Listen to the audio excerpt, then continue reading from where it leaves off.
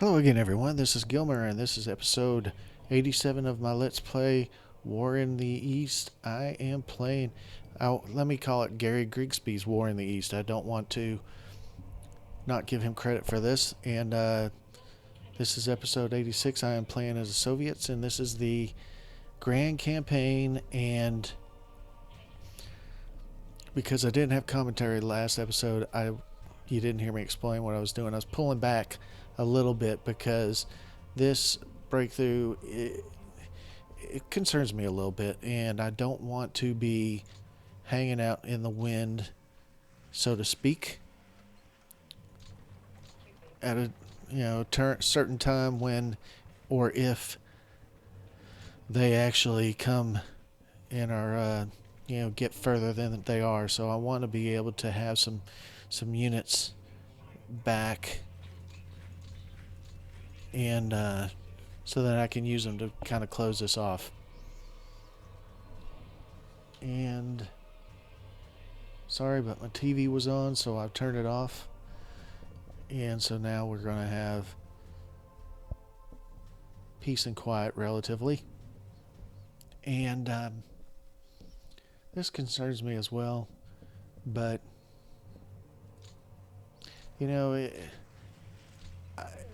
and of course it never gets caught in my commentary, but I know I've said it many times, but I'm hoping, a commenter was very nice and said that the bad weather probably will come in another 4 weeks. So we're looking at another 4 turns before the bad weather hits. But when it does, I think a lot of these units of the Germans are going to be in deep, deep trouble. I certainly hope so, because right now they're not in deep trouble, although some of their units are. And this tank unit has kind of pocketed these units, but I don't think it'll hold up against that, or even that. But you never know. I wish I could actually put maybe I can't. No, I can't. So yeah, his movement points are all gone. So I really can't put anybody right on top of him, as much as I want to, even if I use just that unit. That mountain unit would be pretty handy to use. And I'm pretty sure I've done an attack on this unit. Yeah. So anyway, you go with what you have and you try to make the best of it. One of the things in my commentary I've been a little bit disappointed in is that they seem to be getting a lot of supply in some of these units, to some of these units that seem to be cut off. Not these, although these are pretty far from the railhead. They're 9 hexes away from the railhead. And this one, of course, is cut off. But they seem to be getting supply because they always have pretty good amount of movement points. And so they get so far away from my units that I don't have enough movement points to actually get to them and then make them surrender or rout or whatever I need to get them to do. In my last episode, I did talk about how I'm getting a lot of movement in some of these areas. I'm just gradually grinding them back in a bunch of areas. I had a bunch of good attacks up through this area. Probably not this area, but especially this area. And I've just pushed them back pretty significantly. I've got these in reserve. I don't know if I want to try to run an attack. Run an AI turn this episode. I just don't know. Down here, as you can see, they have this lightly defended. I pulled some units off to help with this over here. and I think that that will all be land that I take back fairly quickly when 43 hits, and my national morale goes up, and the strength of my units will go up, and yeah, I think we'll be doing a lot better then. And then this unit can't really go too much. I guess I could move them here. This unit I actually can move up this way.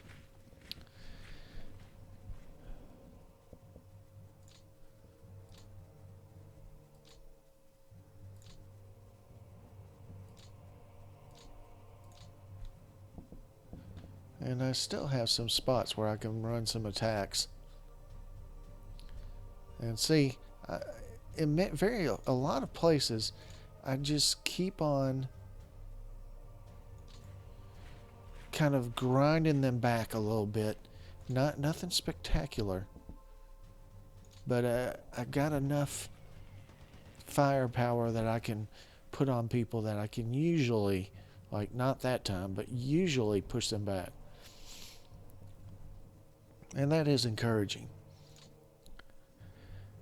This area is in a lot of flux, and yeah, it's almost to where it's almost cut off. I mean, they're basically cut off. I mean, this unit is off rail 10. I think I might have called it in a couple other places. I was reading off the top number and not the bottom. Off rail MP movement points 45. Off rail range 10. So I feel like they're, especially when the bad weather hits, they're going to be in a real lot of trouble.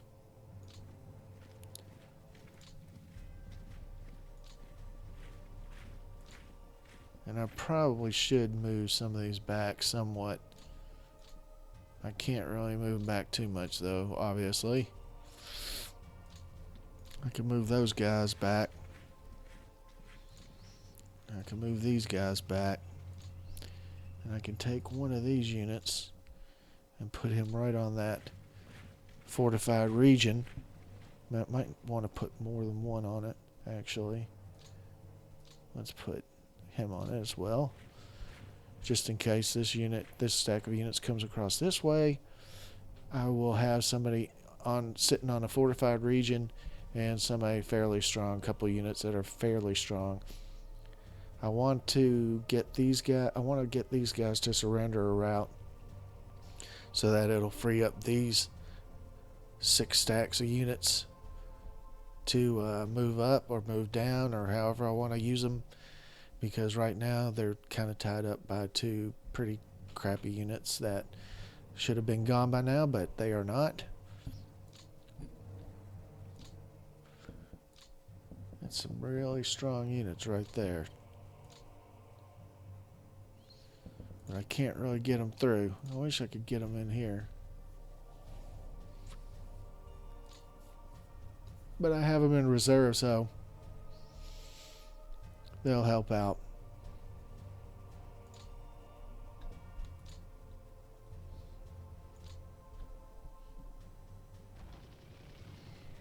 Yeah, that's not going to work, but it at least attritions them down a little bit.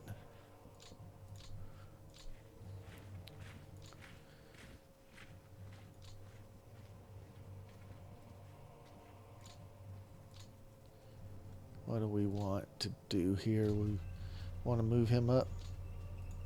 Ah, shit. Oh well, he's not ready for combat basically.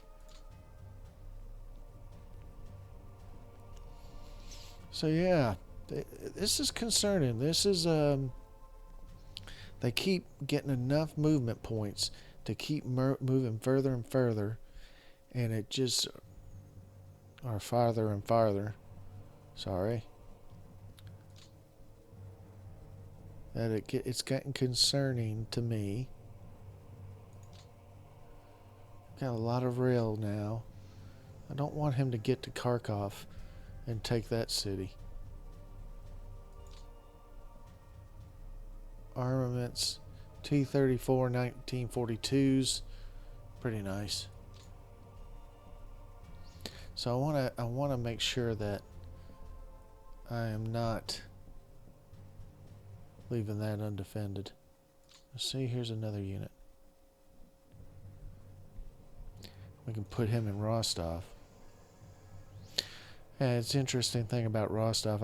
I watched the made-for-TV movie about Andrei Chikatilo, or however you pronounce his name. He was one of the worst serial murderers ever, and he was called like the Rostov Ripper. He was in this area. Watched that movie last night. Had Donald Sutherland in it, and Max von Sydow, and Stephen Rea. I don't know if many people who know Stephen Rea is, but he was in. He was basically the police officer with a conscience in Vendetta, V for Vendetta. So you might recognize him. He's the one that was kind of trying to catch the main quote-unquote villain. And he's the one that talks to Natalie Portman at the end when the Hugo Weaving's character is dead and in the rail car and taken off. So I don't know if you guys remember who that is, but he was in this movie as well. Coincidentally enough, he played basically a police officer in this movie too.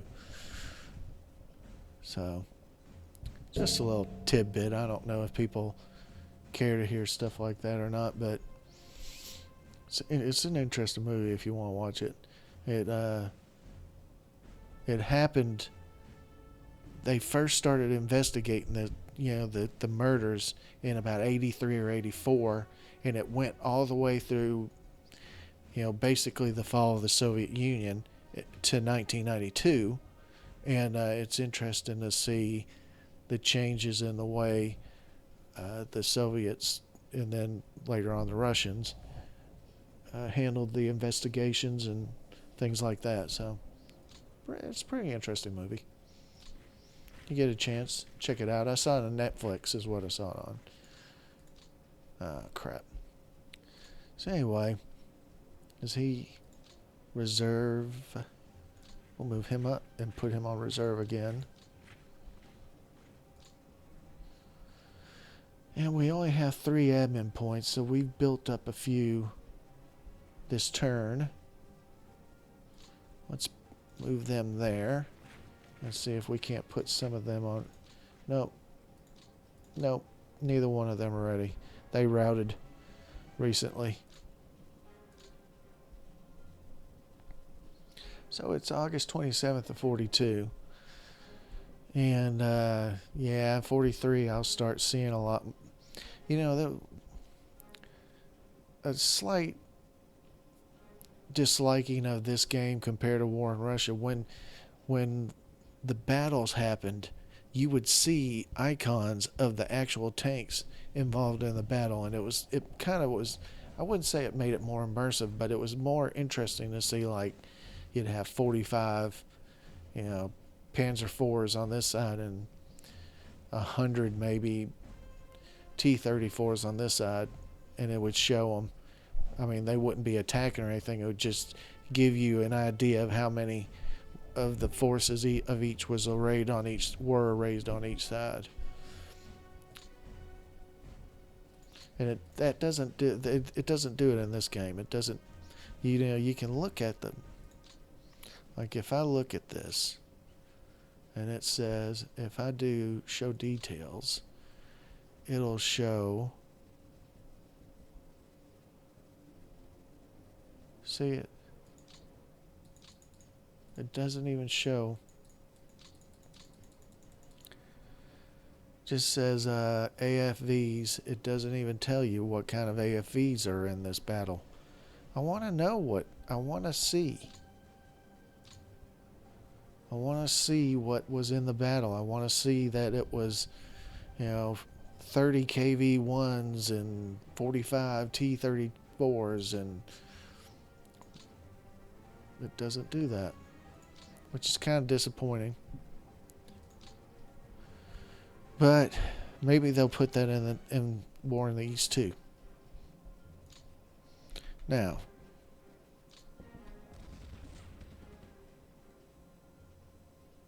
yeah, get your ass back. See, but most of these stacks are pretty strong, actually. Although that one isn't. Yeah. Yeah. Yeah. So now I gotta move somebody up into this area. Why is that Air Force sitting there? Oh well. Yeah, I almost have to run a AI turn, to be honest. I don't want to. I don't think I am, but I almost have to. Because I'm almost out of stuff to do. See how I was attacking across the river. Let's see. Minor River Southwest. There. And Minor River Southwest and West. So there, they were both attacking over the water. We'll put the... Of course, one of them's a tank brigade, but I was about to say we'll put these in rough areas, but it kind of annoys me that I gotta give up this land that I took or had defended because of this incursion. But maybe we'll get that all cleaned up fairly soon, and then we'll be rocking and rolling.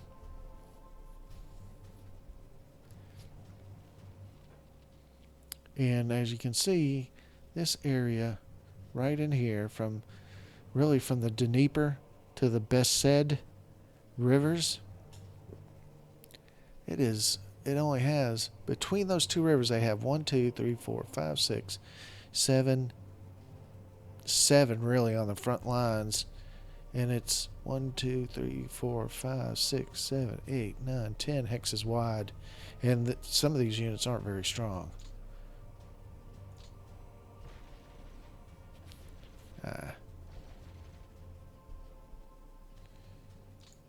So, take what you will from that. So let's look at some of the info screens. Oh, that's not what I wanted to do, but they're over 2 million casualties, or dead, or whatever you want to call it.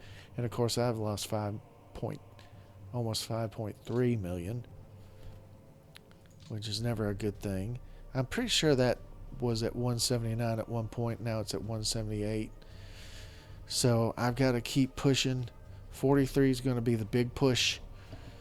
43 is going to be probably the year that makes or breaks me. If I do well in 43, then I'll probably win not an Axis. I'm the Soviets. Soviets decisive victory. I've got to get to Berlin.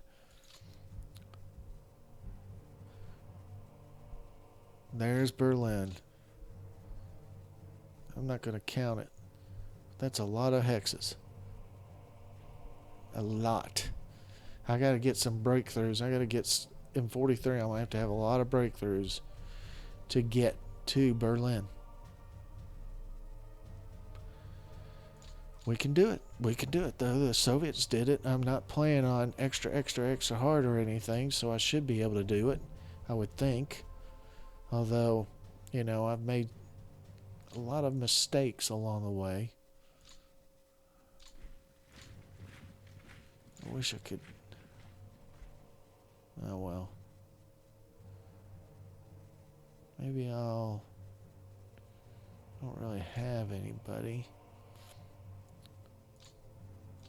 We'll move him there. That guy is just... Who the hell do you think you are?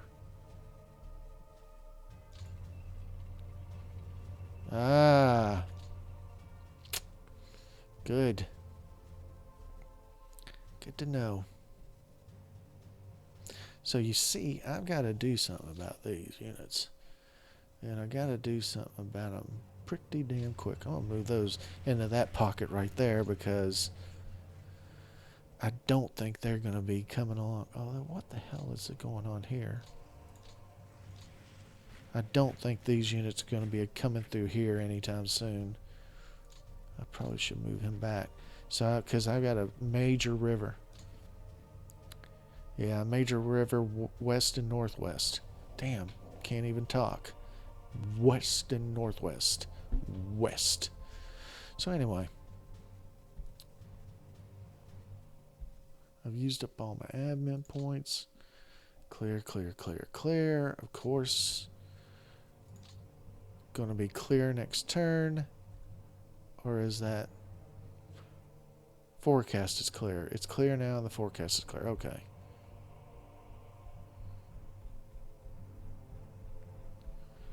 We're starting to get some KV1Ss into the lines. I don't know if I talked about that on an episode that I actually captured the commentary, so I'm wondering if I should show that. Well, suffice it to say that the KV1 1942 upgrades to the KV1S 1943. Or the 1942, KV1S 1942, whatever it is. And when you compare the two, the KV1, the previous tank, looks much better than the KV1S, especially for armor. And there's probably no reason other than that's the way they did it in real life, and they didn't realize it was going to work out that way. It just did. But to get to the IS-3, which is a much better tank than either one of those other models, you got to go through the KV1S. And of course, I have no control over it, so I'm just going to go whichever way they tell me to go. I never really mess with this. Reinforcements and withdrawals. The Soviets really shouldn't have too many withdrawals because they're not fighting two fronts. The Germans are the ones that have withdrawals because they withdraw units from the Russian front and put them in the Western front in France and Italy. And so that's when you usually see withdrawals. What is that? Oh, that's production. I don't really have any. I don't think I have any. I haven't captured. Oh well. Fuel stores. No idea. Looks good. Although 2,420,055 barrels of oil or fuel, I mean. Seems okay. Manpower, I think that's probably in the millions. Probably. Or thousands. Since it's 3147. So 3,147,000. I don't know.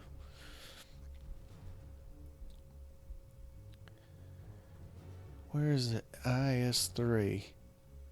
This is where we could really look at them. That's a T. Where's the button to go back? Is there a button to go back? Oh. So the IS-3.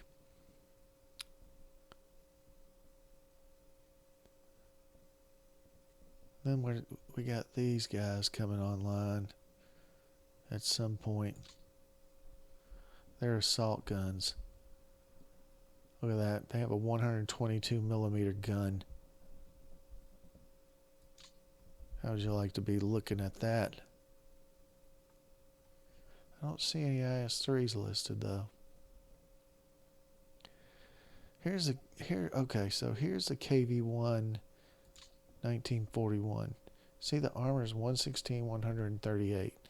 And so it upgrades to the KV-1S 1942. And as you can see, its armor is much inferior. But then this upgrades to the IS 1, my bad. And look at that, 135 front armor. Although I think the KV1 had a 166 front armor, but I think these guns, look, it mounts an 85 millimeter gun, so it's a much better tank. So I'm much looking forward to that. Where was that? KV1S. So this comes in first date of October 1943. That's kind of late, but I guess we'll have to deal with it. So there we have it. There is the front. I gotta figure out a way to make sure that none of these guys get away without either surrendering or routing. And I gotta just stop the bleeding here. It would have been nice to kind of come up through here and cut them off, but I just don't know that I could do it at this point. And so next turn I will run an AI turn, and we'll see what the AI has in store for me. Because I've got a feeling, let's see, that's pretty strong units. Let's move them up. Well, let's put all these on reserve.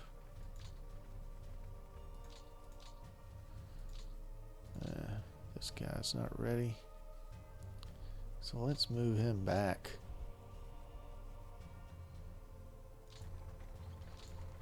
And we'll move him forward. See if we can have him in reserve. Yeah, we can. So I kind of got a feeling that I'm making headway here. The last time I moved into this unit, into this hex, I think they really stomped me and routed all my units that were in that hex. So I'm worried a little bit about this one, because I think they made these guys retreat. I don't know if they made them rout or not. And then I got to make sure that I'm doing something with this as well. Because look, this area's, it's not very well defended either, to be honest. I mean, these units are fairly strong, but there's not very many of them. They're not stacked. It's one each per hex. And they don't have any units behind them that I can tell. We could do a little recon. Now, see, they don't have anybody behind them. So that tells me that they don't have enough. Because if they had them, they'd have them behind these guys. They'd have them. So that tells me that they are gambling on this breakout. Because they don't have enough units down here either.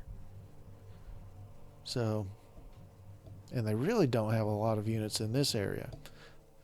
So I got a feeling that these breakouts are their kind of their last gasp, last ditch effort maybe, or maybe just a gamble that the AI has taken. And if I can slam it shut and make, a bunch of these units, I know I'm scrolling around real quick, so I'll stop doing that. But if I can just get a pretty good amount of these units to surrender or rout, I'm thinking 20, maybe 25, then I think that they're going to be in a lot of trouble in 43 and 44 and 45. So anyway, that is about 30 minutes. It's just a few seconds shy of 30 minutes. So I am going to say good night and thank you very much for watching. And I kind of checked the video and I kind of checked the settings, and my commentary should be on this video. So here's crossing our fingers. I'm not an expert on the technical side, so whenever the technical side goes out, I'm just in there just kind of, trial and error. Are these settings right? Why aren't these settings working? and I tested it right before I did it, so I think it's going to work. And if not, we'll figure it out again. Thank you very much. I will see you next time.